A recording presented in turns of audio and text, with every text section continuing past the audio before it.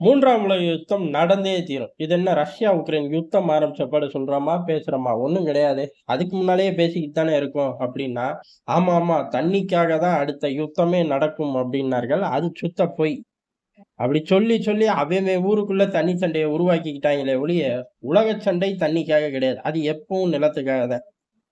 அப்படி இருக்கும்போது இது எப்ப ஆரம்பிச்சுச்சு? அது முடியவே இல்ல. எப்ப ஆரம்பிச்சுச்சுன்னு கேட்டா எப்படி? அந்த மாரி தான் பதில் வரும். காரணம் என்ன அப்டின்னா, உலக யுத்தம் கடைசி 2ஆவதா முடிச்ச உடனே, இம்மீடியட்டா பிரிட்டன் தலைமையில கூட்டம் போட்டு, அடுத்த யுத்தத்துக்கு பிளான் பண்ணார்கள். வில்சன் சர்ச்சில் இதுல ஆளா இருந்தார். அண்ணன் தான் பத்தி விட்டாங்க. போயா யோவ்! என்னமோ நீ ஜெயிச்ச மாரி. ரஷ்யாவுக்குள்ள அவன் நுழையல அப்டின்னா, இந்நேரம் பிரிட்டன்ல வந்து கொடி ஏத்தியிருப்பான்டி அப்டின்னு சொல்லி பத்தி விட்டார்கள். அதோட முடிஞ்சுச்சு. ஆனா நாடுகள் ஒரு தயார் நிலையை நோக்கி போனார்கள்.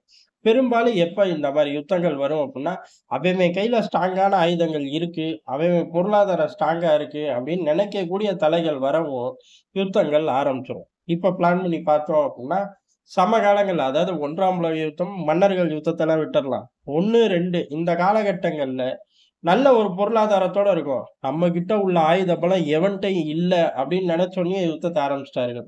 இப்ப 3ஆம் உலக யுத்தம் அப்படிங்கிறது இருக்கிற பொருளாதாரத்த காப்பாத்தணும். நம்ம பக்கத்துல ஒருத்தனும் வரக்கூடாது. இப்படின்னு அமெரிக்கா நெனைக்க ஆரம்பிச்சுட்டான். அமெரிக்கா இப்படி நெனைக்க ஆரம்பிச்சதுக்கு காரணம் என்ன அப்படின்னா, ஏதோ ஒரு ஸ்டேஜ்ல ஒரு மாற்றம் வந்து தான் தீரும் அப்படிங்கிறது எல்லாருக்கும் தெரிஞ்ச விஷயம் தான். அந்த மாற்றம் வரும்போது எல்லா பேர்லயும் கீழ கிடங்கடா. மாற்றம் வரும்போது மேல ஏறுனாலும் என் இடத்துக்கு வர முடியாது. ஏன்னா விழுகிற இடத்துல இருந்து தானே கணக்கே வரும். என்னதான் விழுந்தாலும் எனக்கு கீழ தான் நீ கிடப்ப. அதான் இப்ப உள்ள பொருளாதார பலம். அப்படி அமெரிக்கா நினைக்கக்கூடிய காலகட்டங்கள்ல ஆயுத வலிமை அப்படிங்கிறது எங்க வந்து நிக்குது அப்படின்னா, ஆளில்லா விமானங்கள். அது உள்ள போறதும் தெரியல, வெளில வரதும் தெரியல அப்படிங்கிற மாரி எப்பேர்ப்பட்ட ஏர் டிஃபென்ஸ் சிஸ்டம் இருந்தாலும் கொஞ்சம் கஷ்டமா தான் இருக்கு. இல்ல, இல்ல. அயர்ன் டோம், கோல்டன் டோம்லாம் வந்து கிழிச்சுப்புடும் அப்டின்னா, சத்தியமா கிழிச்சுப்புடும். ஆனா, அதுக்கு தகுந்தாப்புல கணிசமா டாலர்களை பம்ப் பண்ண வேண்டியது வரும். அப்பதான் மிசைல் கிளம்பி ஆப்போசிட்ல உள்ள மிசைல நியூட்ரலைஸ் பண்ணும். அது மிசைலோ, ராக்கெட்டோ. ஆனா, பெரிய ஒரு பொருளாதார பலம் அந்த நிமிடத்திலே செலவாகும். ஏலே வந்து விழுந்து வெடிச்சு சேதத்துல செலவு பண்றத காட்டிலும், "இத பண்ணிட்டு போறோம்டா" அப்படின்னு கிளம்பலாம். ஆனா, டம்மியா அனுப்பக்கூடிய ராக்கெட்டுகளையும் இவ்வளோ பொருளாதார பலத்த வச்சு வீழ்த்தும்போது, நெஞ்செல்லாம் வலிக்கும். இப்பேற்பட்ட சூழ்நிலை இப்ப இருக்கும்போது, பழைய பிளேயர்கள ஒரு தாட்டி பார்க்கணும். காரணம் என்ன? 2ஆம் உலகப் போருக்கு அப்புறம் பெரிய அளவுல நெறைய நாடுகள் நெகட்டிவ்க்கு போனார்கள். அவன் ஸ்ட்ரென்த்துக்கு ஏத்தாப்புல தோத்த நாடுகள் அதல பாதாளத்துக்கு போனாய்ங்க. ஜெயிச்ச நாடுகளும் பெரிய அளவு பின்னடைவுக்கு போனாய்ங்க. அவனுங்கலாம் ஒளிஞ்சு, புது ஆட்கள் ரீப்ளேஸ் பண்ணிட்டார்களா அப்படின்னு கேட்டா, இல்லை அப்படின்னு சொல்லலாம். அதே பழைய ஆட்கள் எந்திரிச்சு வந்துட்டாங்க. அணுகுண்டு போட்டாலும் சரி, நாட்ட 2ஆ பிரிச்சு செவுரெல்லாம் எழுப்பி வச்சாலும் சரி, அம்புட்டையும் உடைச்சு எரிஞ்ச அதே இடங்கள ரீப்ளேஸ் பண்ணி அதே நாடுகள் இருக்கு. அந்த பட்டியலுக்குள்ள புதுசா சில நாடுகள் நுழைஞ்சிருக்கு. அவர்கள் கிட்ட போயிட்டோமா? இல்ல அவர்கள் தாண்டிட்டோமா? அவர்கள் நம் மடியில் உட்கார்ந்திருக்கார்களா? இப்படிலாம் கேள்வி கேட்கக்கூடாது. பட்டியல்ல சில புது பிளேயர்கள் இருக்காங்க. அதோட முடிச்சுக்கலாம். காரணம் சப்ஜெக்ட்ல இருந்து விலகி போயிருவோம். அந்த பிளேயர்கள்லாம் மீண்டும் ரத்த வெறி புடிச்சு வேலைய ஆரம்பிச்சுட்டார்கள் அப்படிங்கிறது தான். காரணம் ஜப்பான் ஒரு பக்கம் டெரரா முடிவெடுத்து கிளம்பிருச்சு. ஜப்பானுக்கு தடைகள்லாம் இருந்த அமெரிக்கா, "படிகள்லாம் மாறுறேன் ஏறி போ" அப்படின்ட்டாய்ங்க. "நீ எதுவும் கூட வந்துராத. நான் வேற ட்ரெண்ட்ல சண்டை போடுவேங்கிற" மாரி ஜப்பான் கிளம்பி போயிருச்சு. அதுக்கடுத்து ஜெர்மனி. ஜெர்மனியோட தன்மை அப்படிங்கிறது கொஞ்சம் விஷம தன்மை. ஏன் அப்படின்னா, அட் பிரசன்ட் அங்க ஒரு யுத்தம் நடக்குது. அதுல பெரிய அளவு சாதிச்சிரணும் அப்படின்னு சொல்லி ஜெர்மனி, பிரான்ஸ் போன்ற நாடுகள் எல்லாரும் களத்துல நின்னார்கள். ஆனா எவனாலயும் சாதிக்க முடியல. காரணம் என்ன அப்படின்னா, திட்டத்த போட்டு ஆரம்பிச்சது அமெரிக்கா. பயப்புள்ள கல்லா கட்டிட்டு கிளம்பி போயிட்டான். ஐரோப்பாவ கிளச்சு போட்டு கிளம்பி போயிட்டான். ஐரோப்பா பொருளாதாரம் அப்படிங்கிறது அவன் யுத்தத்துல இல்லைன்னு சொன்னாலும் யுத்தம் நடக்கக்கூடிய ஹீட்ட அனுபவிச்சுக்கிட்டு தான் இருக்கார்கள். பொருளாதார ரீதியா. அதே மாரி ஆயுதங்கள் வித்து கல்லா கட்டிறலாம் அப்படின்னு பார்த்தா, அமெரிக்கா தான் கல்லா கட்டுறான். ரஷ்யாவ கழட்டி விட்டது மூலியமா பெரிய அளவு ஆயுத சந்தையும் சரி, கச்சா எனர்ஜி மார்க்கெட்டும் சரி, அமெரிக்கா கைவசம் போயிருச்சு. எல்லா மைலேஜையும் அமெரிக்கா உருவிட்டு போயிருச்சு. இருந்தாலும் நான் விடப்போறது இல்லை அப்படின்னு சொல்லி அப்பப்ப ஜெர்மனி வம்பு பண்ணும். இந்த அப்பப்ப வம்பு பண்ணக்கூடிய ஜெர்மனி, அமெரிக்கா விலகுனதுக்கு அப்புறம், ட்ரம்ப் வந்ததுக்கு அப்புறம், வம்பு பண்ணக்கூடிய ஒரே ஆள் தான். அவன் லீவ் போட்டு போனாலும் சரி, திருப்பி வரும்போது அந்த இடம் அவனுக்கே இருக்கு. இதுதான் இப்ப சிக்கலாயி போச்சு. காரணம் ஜெர்மனி ஒரு அறிக்கைய விட்டு 10, 15 நாள் ஓடி போயிரும். 1 மாசம் கூட ஓடி போயிரும். எவனோ ஒரு பிளேயர் வருவான், பிரான்ஸ் வருவாங்க, அமெரிக்கா வருவாங்க. யாரோ ஒருத்தர் வந்து அந்த இடத்துல ஆதிக்கம் செலுத்தி, ஜெர்மனி செஞ்ச விஷயமே டைல்யூட் ஆயி போயிரும். ஆனா இப்ப அப்படி கிடையாது. கடைசியா ஜெர்மனி செஞ்ச சேட்டை என்ன? டீப் இன்சைட் ரஷ்யா தாக்குறக்கு அனுமதி தந்துட்டோம் அப்படின்ட்டு போயிட்டார்கள். ஜெர்மனி தந்துச்சுன்னு சொல்லல. நேட்டோ தந்துச்சுன்னு சொல்லல. தந்துட்டோம் அப்படின்னு சொல்லி எல்லாரையும் சேர்த்து சொல்லிட்டு கிளம்பி போயிட்டாய்ங்க. ஆனா ஊருக்கே தெரியும் ஜெர்மனி மட்டும் தான் தந்திருக்கும் அப்படின்னு. இந்த சேட்டைய செஞ்சுட்டு லீவ் போட்டு போயிட்டாய்ங்க. திரும்பி வரவே இல்ல. ஆனாலும் அவர்கள் லீவ் போட்டு போய் என்ன பண்றார்கள் அப்படிங்கிறத எல்லாரும் உத்து பார்த்துக்கிட்டு இருந்தோம். இதுக்கு நல்ல லீவ முடிச்சுட்டு வந்துட்டாய்ங்க. வந்து டடால்னு ஒரு அறிக்கைய விட்டாய்ங்க. என்ன அப்படின்னா, அடுத்த 4 வருடத்துக்குள்ள ரஷ்யா ஜெர்மனிய தாக்குறக்கு அதிக வாய்ப்பு இருக்கு. அதுக்காக இப்ப இருந்தே நம்ம பலத்த கூட்டணும் அப்படின்னு சொல்லிட்டார்கள். முடிஞ்சுச்சா? லீவ் முடிஞ்சு வந்துட்டானோ?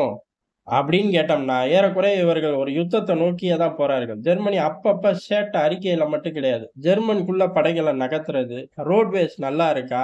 இந்த மாரி விவகாரங்கள வெளிப்படையாவே செஞ்சார்கள். இப்போ ஒரு படி மேல போயி பங்கர்கள எல்லாம் தயார் பண்ண ஆரம்பிக்கிறாய்ங்க. எந்த அளவுக்கு அப்புட்ன்னா, இவர்கள் தான் 1ஆம் உலகப் போர், 2ஆம் உலகப் போர்ன்னு உலகப் போர பண்ணி, அதுக்கப்புறம் நாட்ட உடைச்சு செவுரெல்லாம் கட்டுனாலும் எல்லாத்தையும் தூக்கி வீசி, மறுபடியும் மீண்டும் ராஜா மாரி உட்கார்ந்துருக்காய்ங்களே! அதனால பங்கர்கள்லாம் மெயின்டெயின் பண்ணி வச்சிருக்காய்ங்க. இவனுங்க கிட்ட இருக்கு. அதுல மெயின்டெயினும் பண்ணி வச்சிருக்கார்கள். ஃபுல் ஃப்ளெட்ஜ்டாவா அப்டின்னா, அப்டிலாம் கிடையாது. பாதியா அப்படின்னு கேட்டா 580 அப்படிங்கிற நம்பர்ல ரெடி பண்ணி வச்சிருக்கார்கள்.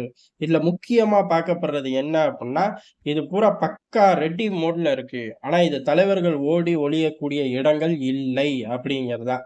அப்ப மக்களுக்காக இருக்கு. அதுவே ரெடி மோட்ல இருக்கு அப்படின்னா, தலைவர்களுக்கு பக்காவான செட்டப்ல ஏற்கனவே ரெடியா கிடக்கும். இப்ப இந்த மக்களுக்கான பங்கர்களோட எண்ணிக்கைய கூட்டுறாய்ங்க. தாறுமாறா கூட்டு அப்படிங்கிறதான். ஏன் அப்படின்னா, அட் பிரசன்ட் ஸ்ட்ரென்த்த வச்சு சுமார் 4,50,000 மக்கள தான் உள்ளுக்குள்ள கொண்டு போ முடியுமே ஒழிய, ஜெர்மன்ல முக்காவாசி, பாதி அப்படிங்கிற கணக்குல எல்லாம் கொண்டு போ முடியாது. இதற்காக இத கணிசமா கூட்டு அப்படின்னு சொல்லி அடுத்த 4 வருடங்கள்ல இத நோக்கிய பயணத்துக்கு கிரீன் சிக்னல் போட்டாய்ங்க. சும்மாவும் கிடையாது. பணமும் 11 பில்லியன் கிட்ட செலவாகும் அப்படின்னு கணக்கையும் போட்டாய்ங்க. இனி ஒவ்வொரு ஸ்டேட்மெண்ட்லயும் இதுக்கான அமௌண்ட்ட ரிலீஸ் பண்ணி ரெடி பண்ண ஆரம்பிச்சுருவார்கள். இம்புட்டும் எதுக்கு பண்றாய்ங்க? பொழுது போலயோ! புதுசா வந்த சான்ஸ்லருக்கு சொந்தக்காரங்க தெரிஞ்சவனுங்க எவனோ பங்கர் செய்ற கம்பெனி வச்சிருப்பானோ! இல்லாமயா இருக்கும்? ஆர்டர் குடுக்குறாரோ! அப்படின்னு நம்ம கேட்கக்கூடாது. அந்த மாரிலாம் இங்க கணக்கு இல்லையாமா. தன்னோட கம்பெனிக்கு தானே ஆர்டர் குடுத்த நல்லவர் அப்படிங்கிற பேர்லாம் அவருக்கு வேணாமாட்டுக்கு. உண்மையாவே பங்கர் கட்டுறாய்ங்க. குடுத்த அடிய திருப்பி குடுக்கப் போறோம் அப்படின்னு மெர்சலாகி கிளம்பிட்டாரோ என்னமோ தெர்ல. அவர போய் கேட்டா தான் தெரியும். இவ்வளவு அக்ரெசிவா 11 பில்லியன பம்ப் அதுவும் 4 வருஷத்துக்குள்ள பம்ப் பண்ற அளவுக்கு ஜெர்மன் பொருளாதாரம் சிறப்பா இருக்கான்னு கேட்டா சிறப்பா இல்ல. அப்ப சிறப்பை மீறி செய்றார்கள் அப்படின்னா, அவர்கள் கிட்ட ஒரு திட்டம் இருக்கு. ஜெர்மன், ரஷ்யா மோதுனா 2 பேரும் மோதுங்கடா. ரஷ்யா, உக்ரைன் பார்த்து போர் அடிச்சு போச்சு. ஜெர்மன், ரஷ்யா நடக்கட்டும் அப்படின்னு சொல்லி உலகம் ஒதுங்கி இருக்காது. உலக யுத்தம் நடந்தே தீரும். எப்படி ஜப்பான் குதிச்சதுக்கு அப்புறம் ஒரு கூட்டணி உருவாகுமோ, அதே போல இங்கேயும் கூட்டணிகள் உருவாகி மோதிக்கிட்டே தீருவாய்ங்க. இத அப்படியே உறுதிப்படுத்துற மாரி தான் ரஷ்யாவுக்குள்ள, அதாவது எது பிரச்சனை ஓடுதோ அத நோக்கி தான் மக்கள் மத்தியில சர்வேவே எடுப்பார்கள். ரஷ்யாக்குள்ள சர்வே எடுக்குறாய்ங்க. ரஷ்யாவுக்கு யார் நம்பர் 1 எதிரி? யாரால வருங்காலத்துல ஆபத்து வரும்? நம்மல்லாம் நெனைப்போம் அமெரிக்காவ கை காட்டுவாய்ங்கன்னு. பயப்பிள்ளைக அம்புட்டு பேரும் ஜெர்மனிய கை காட்டியிருக்காய்ங்க. 80% மேல ஜெர்மன் தான் நமக்கு வர காலங்கள்ல ஆபத்தா இருப்பானாட்டுக்கு. அவன் பண்ற சேட்டை தான் கொஞ்சம் கூடுதலா இருக்கு அப்படின்னு சொல்லி, எல்லா பேரும் ஜெர்மனிய தான் கை காட்டியிருக்காய்ங்க. அப்ப இவர்களுக்குள்ள யுத்தத்துக்கு 2 பேர் ரகசியமா நடவடிக்கை எடுத்துக்கிட்டே இருக்கார்கள். இது பனிப்போர் மாரி தொடருமா? நேரா ஒரு பிரச்சனை வரும், டக்குனு 2 பேரும் பேசி ரஷ்யா, அமெரிக்கா மாரி போவாங்களான்னு கேட்டா, வாய்ப்பில்ல. தோத்து போற சூழ்நிலை வருது. எப்ப? அடுத்து 10, 15 வருஷம் கழிச்சு வருது. இல்ல 100 வருஷம் கழிச்சு வருதுன்னாலும், இன்னிக்கே கால்ல விழுந்து சமாதானமாகக்கூடிய திறமை அண்ணன் அமெரிக்காவுக்கு மட்டும் தான் இருக்கே தவிர, உலகத்துல வேற எந்த பயலுக்கும் கிடையாது. அட் பிரசன்ட்ல வேணா போய் சமாதான பேச்சுவார்த்தைக்கு போவாங்களே ஒழிய, வருஷ கணக்குல முன்னாடியே கணிச்சு, அதுக்காக ரூட் வெட்டி, இன்னிக்கே மன்னிப்பு கேட்டு வைக்கக்கூடிய வேலை அமெரிக்கா கிட்ட மட்டும் தான் இருக்கு. அந்த வேலைய வேற எவனுக்கும் அவன் தரமாட்டான். வேற எவனோ அந்த வீணா போன வேலையையும் ட்ரை பண்ற மாரி நமக்கு தெர்ல. அப்ப அடுத்து ஒரு ஒரு பெரும் யுத்தம் வந்தா, அது ரஷ்யா, ஜெர்மனிக்குள்ள தான் இருக்கும் அப்படின்னு வெளியில இருந்து சொன்னா பிரச்சனை கம்மி. ரஷ்யாக்குள்ளேயும் சொல்றாய்ங்க, ஜெர்மனிக்குள்ளேயும் சொல்றாய்ங்க. நாங்க 2 பேர் தான்டா யுத்தம் பண்ண போறோம். அது 3ஆம் உலக யுத்தமா இருக்கும்டா அப்படின்னு அவனுங்களுக்குள்ளயே சொல்லிக்கிறாய்ங்க. இதுதான் டேஞ்சரோட உச்சம். வெளியில இருந்து சொன்னா, சரி ரைட்டு சூழ்நிலைய உருவாக்குறான். இவனுங்க அதுலருந்து தப்பிச்சு போயிருவாய்ங்க அப்படின்னு கடந்து போலாம். ஆனா சொல்லக்கூடிய ஆட்கள் அவர்களே. அந்த அவர்களேயோட வரலாறு அப்படிங்கிறது உலக யுத்தத்துல சளைச்சவர்களே கிடையாது. நான் தான் முதல்ல இறங்கி பேட்டிங் பண்ணுவேங்கிற மாரி டெரர் பிளேயர்க. அதனால உலகம் ரொம்ப காலத்துக்கு அந்த 3ஆம் உலக யுத்தத்த தள்ளி போட முடியாதுங்கிறது தான் எதார்த்தமான உண்ம.